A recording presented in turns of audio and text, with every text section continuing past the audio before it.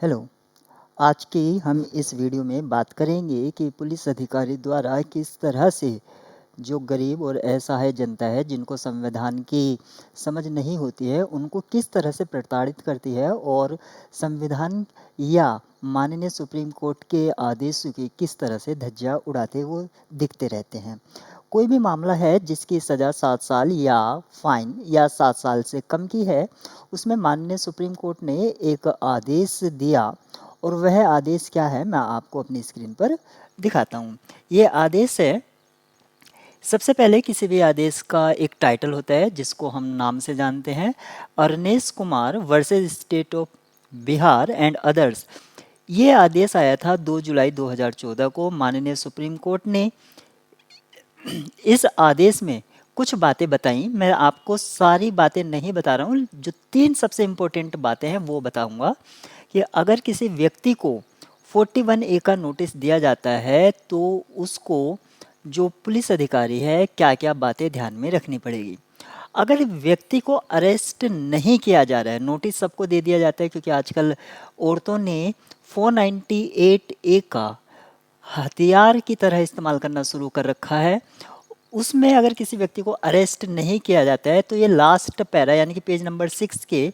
अगर आप देखेंगे, the decision not to arrest an accused be afforded to the magistrate within 2 weeks from the date of institution of the case with a copy to the magistrate which may be extended by the superintendent of police of the district for the reason to be recorded in writing।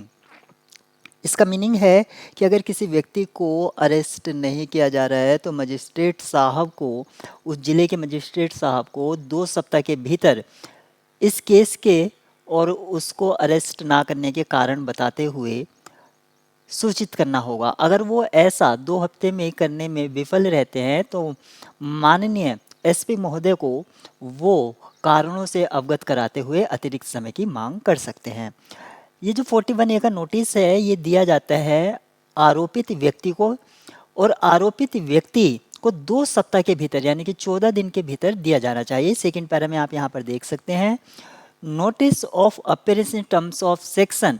41A of CRPC be served on the accused within 2 weeks from the date of institution of the case which may be extended by the superintendent of police of the district for the reason to be recorded in writing. इस second para का meaning है कि ये 41A का जो notice होता है ये आरोपित व्यक्ति को इंक्वायरी पर बुलाने और जांच पड़ताल करने में हेल्प करता है और ये 2 सप्ताह के भीतर दिया जाना चाहिए। लेकिन इसकी तारीख यानी कि 2 सप्ताह का जो समय सीमा है उसको बढ़ाया जा सकता है उचित कारणों से एसपी महोदय को अवगत कराते हुए, और ये राइटिंग में दिया जाएगा यानी कि इसकी एक केस डायरी मेंटेन होगी। जो आपकी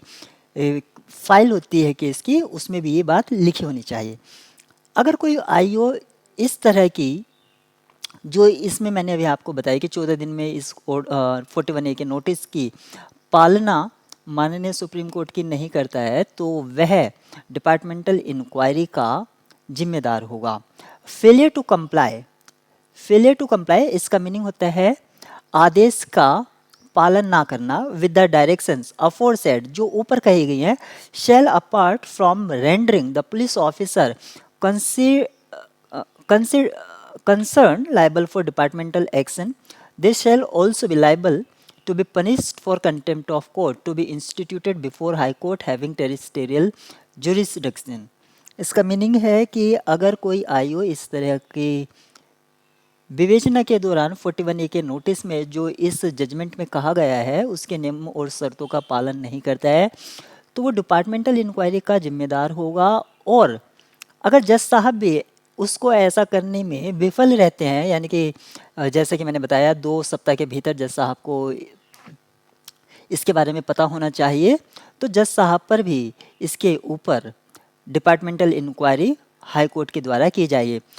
authorising detention without recording reason as aforesaid by the judicial magistrate concerned shall be liable for departmental action by the appropriate high court। और जो जिला जज होंगे जिसको हम जिला न्यायाधीश भी कह देते हैं वो भी डिपार्टमेंटल एक्शन के जिम्मेवार होंगे। तो ये जो हमारे 41A के नोटिस है, इसमें ये जो बातें बताई गई हैं इसको ध्यान से पढ़ना, और इस सभी केस में लागू होती है वो सभी केस जो 7 साल या जिनकी सज़ा 7 साल से कम है या 7 साल ही है या 7 साल और फाइन है, उन सभी में ये जजमेंट लागू है। अगर किसी केस में आप फंस रहे हैं और इस जजमेंट की पालन नहीं हुई है तो एसपी को लेटर लिखें